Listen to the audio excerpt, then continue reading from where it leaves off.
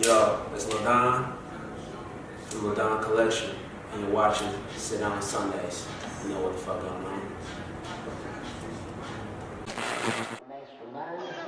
For the black people to be calm, because this time we can't take this sitting down. We must take to the streets again like we did in the 60s.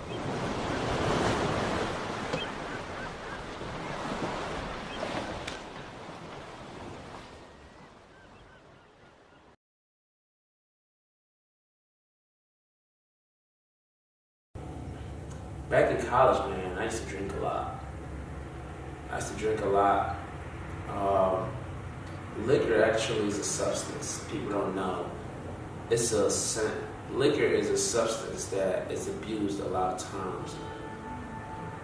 We tend to drink to get us on that level, to get us tipsy, you know,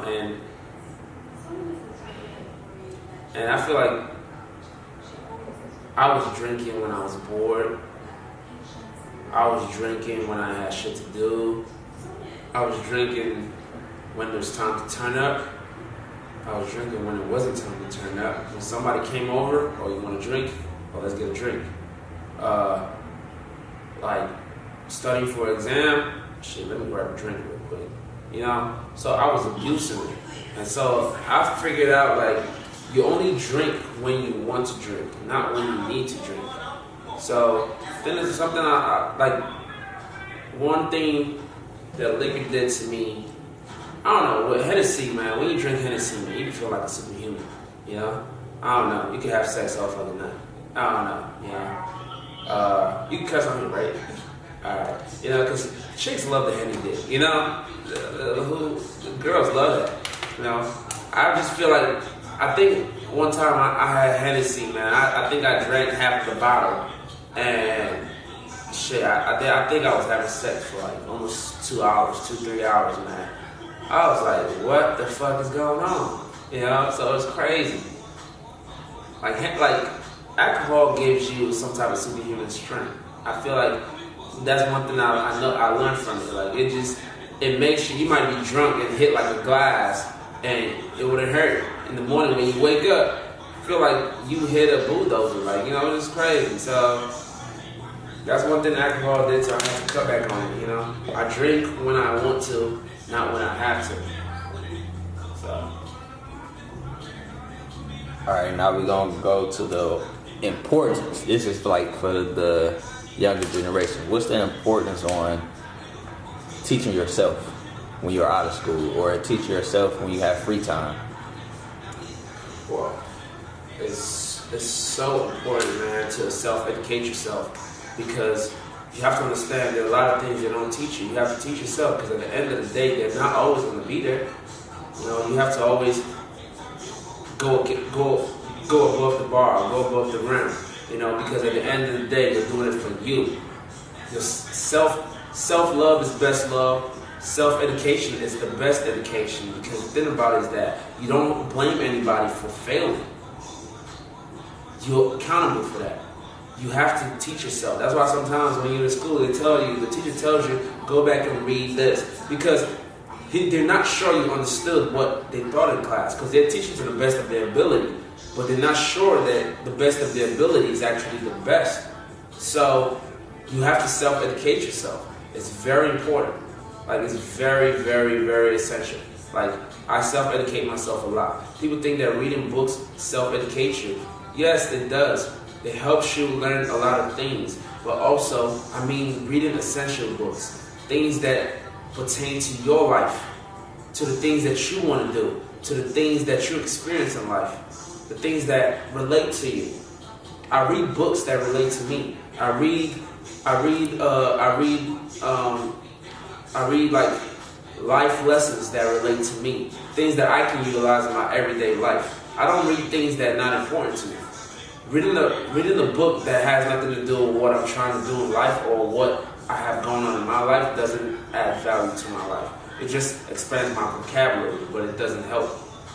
So you have to start reading things that are essential to your life, that pertain to your life, that relate to you. So that way you can apply to your everyday life. So that's why I mean by, like, you know, self-educate yourself.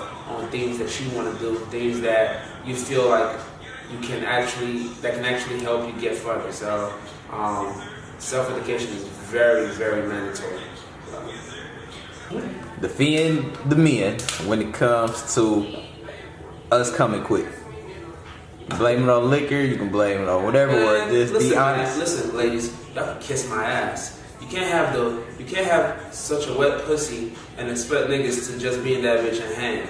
No, like, if they come quick, they come quick. But I'm just saying, it depends on how they go after that. Like, just coming ain't the end of the world. Like, you know, motherfuckers, sometimes y'all suck a nigga dick and he comes and he still fucks you.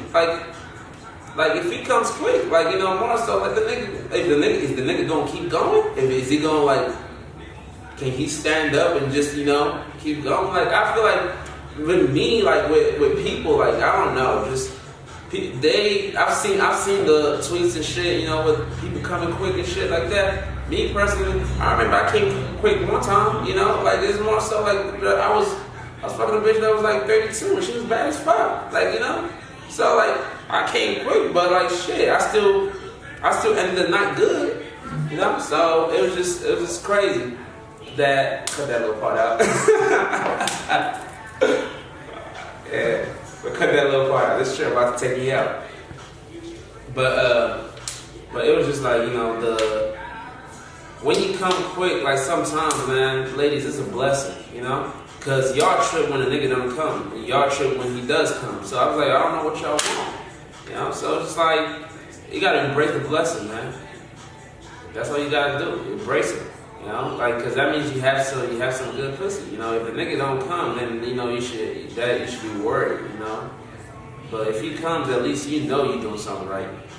But the thing about it, ladies, don't give up too quick when the nigga comes, you know. If he comes, try to see how he acts after he comes. If he can't stand up no more, then he just weak, you know. But if he can redeem himself and fuck the shit out of you that night, you should not even mention the thing about him coming.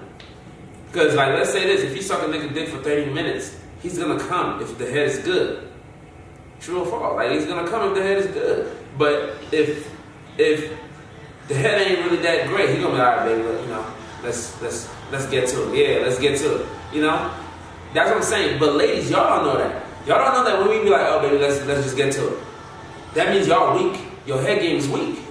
That's the point. But we don't be like, we don't say how y'all say it, you know? It's like, when your head game weak, I'm like, baby, let's go. You know? That's just how it go. I be getting some, like, I've got some whack ass head, you know, but it's just what it is. I'm talking so dirty right now. I feel so dirty.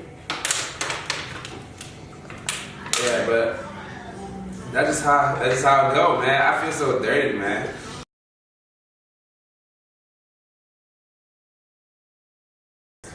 Man, my first event was ratchet, dog. My first event was, well, my first social event was at my at my apartment. Really, I feel like that's where it all started. You know, with just me trying to throw like a little party, you know, at their apartment, trying to see how many people gonna come out. You know, like as a freshman in college, trying to see, can I pull the crowd? Can I get some people to fuck with me? You know, and that's very hard to do. Like, who are you? Like, everybody's a party every Friday, every week. Why do people come to your crib? So, I kid you not, I had at least about 150 people in my crib as a freshman in college. I threw a party and no flyers, nothing, just text messages. And we had cheap crib, you know, he turning up. And I did the traditional thing that people don't do. Like, I had food at a party, at a house party, at a kickback. I had food, you know, we cooked, you know, even my mom cooked, you know, stuff. So it was just like, it was crazy for a college party. And people were like, whoa, nigga, we ain't gotta bring our own bottles. You had drinks, you had food. Nigga, this some African shit, you know, type of, yo. So it was just crazy, you know, just to see that vibe. From there, I knew I was that nigga, you feel me? I knew I was like, oh man. And I ain't even charging the door. You know, I didn't even I didn't even get into the business aspect of it, the politics aspect of it. I was just, I was just cool and just trying to make sure everybody had fun. But after that, I decided to team up with my boys.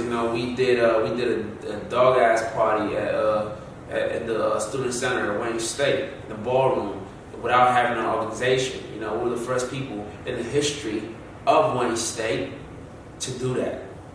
We banged that party out. It was dope. It was crazy. We had at least about a good count, 250, 300 people in there, in that ballroom. I don't even know if that can fit, if people can fit in there. So it was crazy, it was dope. So that experience was dope.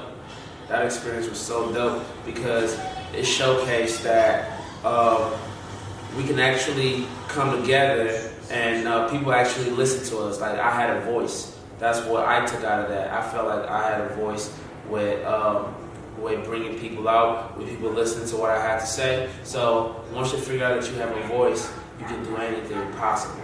So that was my experience with with the whole first time of me throwing events type shit.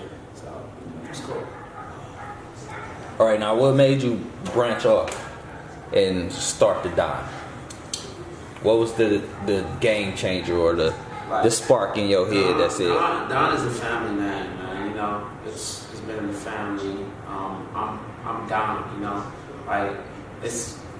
I've seen a lot of people using that shit now, making it cool. But Don is a family name. I have Don in me, type of stuff. My name, after my name is Don. My oldest brother was Don. We've been saying this since that's been a family name since I was born. So it was just there's as a lineage, Don Dada, Last Don, Lil Don, that's just what it was. And I ain't started doing, just because I made it a business doesn't mean it hasn't been with me.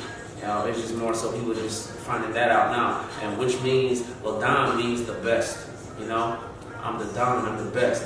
I'm the architect, I orchestrate anything. I make anything come to life. I feel like I'm the best. That's for you to feel that way. You have to be on Don levels. You have to try new heights.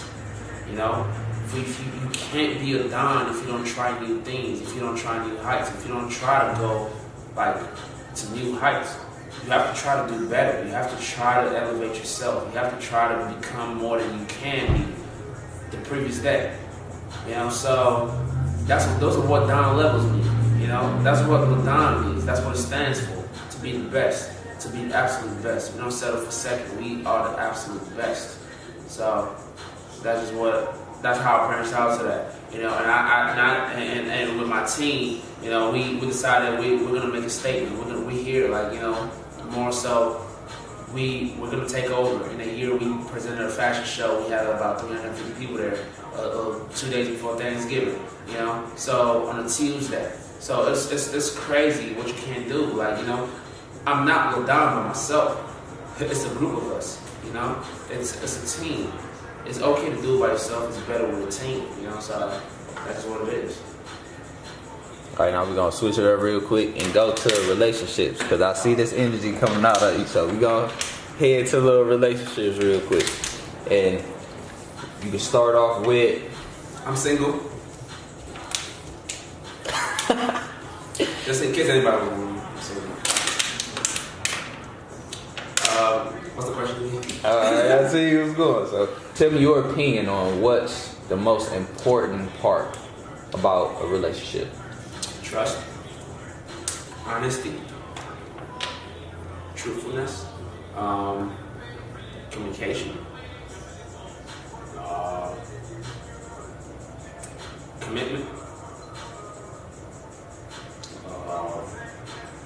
love. Y'all gotta love each other, man. And that don't mean that when you love somebody, you should be willing to let them go. Sometimes you have to love somebody so much that you have to remove yourself from that equation because you love them so much. Either you don't want to be hurt anymore, or you don't want to hurt them anymore. Whichever the case is, you have to love them enough to leave. So, What do you enjoy about relationships? about relationships, it's I enjoy the feeling of having somebody there. You know, I enjoy the feeling of being able to talk to somebody at all times. You know, like no matter what it is. I enjoy the feeling of having to lay up with somebody, knowing that somebody's there. You know, that y'all can just talk about anything without them judging you, or with somebody just always constantly having your back. I enjoy those things. You know, that's something that when you're by yourself, when you're single, you don't, you always want to hit somebody up, what y'all doing. But when you're in a relationship, you don't have to ask everybody what y'all doing. You can care less. You know, that's why a lot of people go ghost whenever they get in a relationship, because they already have everything they need while they're there. You know, they don't come out as much. They don't because the thing about it is that the feelings is impeccable. Like, you feel like you found everything you were looking for. Like, everything's complete. So that's just the few things that I enjoy about a relationship. You know. Now, what have you learned from your past relationship that you do now? What I learned from my past relationship is sometimes you gotta look past the beauty. You know, you gotta look past the beauty and actually figure out who you're talking to, who you're dating. You know, like everybody not who they're supposed to be or who they seem to be. You have to actually figure them out. You have to actually understand who you're talking to and who you're in a relationship with. Because a lot of people don't look past the beauty no more. You know, that's something I gotta start doing. I gotta look past the beauty. You know, I gotta start trying to understand who I'm with, paying attention to them more. You know, like sometimes we don't pay attention because we think everything is okay, but sometimes it's not okay. So you have to pay attention to the person more. You have to understand the person more, so that way you don't hurt them or they don't hurt you. So Now we're gonna go a different route. What is, to you, the meaning behind a strong man? strong man. Strong man, and that's a strong man in every aspect, from being a brother, a father, a friend, a son, or just a figure in life. When I think about a strong man, I don't look at it physically. I look at it internally. You know, I look at it from having to withstand things, having to have like talks with your son, with your father, like, you know, things that you might not feel comfortable talking about. You know that it's either gonna hurt you or it's gonna hurt him, but it's for the better. You know, so I think about it. That's a strong man. Also, like, I think about as a strong man, I feel like you should be able to be a man either to your wife, to your kid, to your family. You should be able to talk, to handle things. Don't be afraid to express yourself. You know, when I think strong, I don't think using your power to overpower a lady. That's weak to me. You know, so strong is not really physical power. Strong is more so mentally. You have to be able to withstand things. You have to be able to let go sometimes and not be in control as much. Because a lot of people they stop being in control and end up being controlling. Thin line between them two. So when you're a strong man, you have to know how to treat a woman. You have to understand what a woman needs. You have to understand what your child needs. You have to understand what your wife needs. You have to understand what your family needs. You have to be able to take care of your family. You have to be able to be a provider. Sometimes when you're not a provider, when you're not able to get it, you have to be able to talk. Because when you're not able to get it, sometimes what happens is they go still and say and use an excuse that, oh, I'm doing it for my family. No, you're weak. You didn't figure out if there was any way out, another way out. You didn't talk to your family about it. You weren't man enough to talk with your wife or your family or your son. The things about it is that because sometimes they look at it like they'll feel disappointed in me. They might not believe in me anymore, but they'll not believe in you if they see you on the news that you're doing some wax shit and they're on it. Like, they will not honor you that way. So the best part I say is, to be a strong man, you have to be willing to withstand things, to understand, to communicate, and also to let the pedal go for a second and find out if there's another way. So